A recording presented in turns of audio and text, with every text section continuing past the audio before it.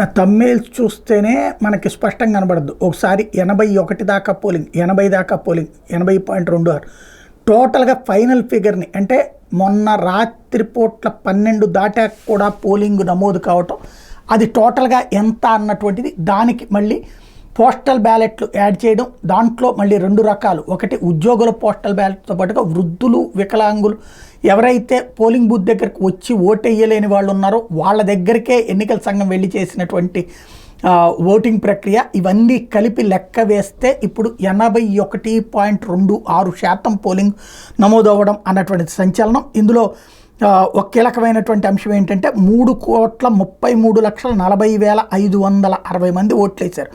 ఇందులో పురుషులు 1,64,30,359 మంది ఓట్లు వేస్తే మహిళలు 1,69,08,684 మంది ఓటేశారు. అంటే పురుషుల కంటే 5 లక్షల ఓట్లు మహిళలు ఎక్కువ పడ్డాయి. ట్రాన్స్జెండర్లు 1,517 మంది ఓట్లు వేస్తే ఈవీఎంల్లో 80.66% ఓట్లు పోలేని, పోస్టల్ బ్యాలెట్ ద్వారా 4,44,216, హోమ్ ఓట్ ఆప్షన్ ద్వారా పోలైనటువంటి ఓట్లు 53,573.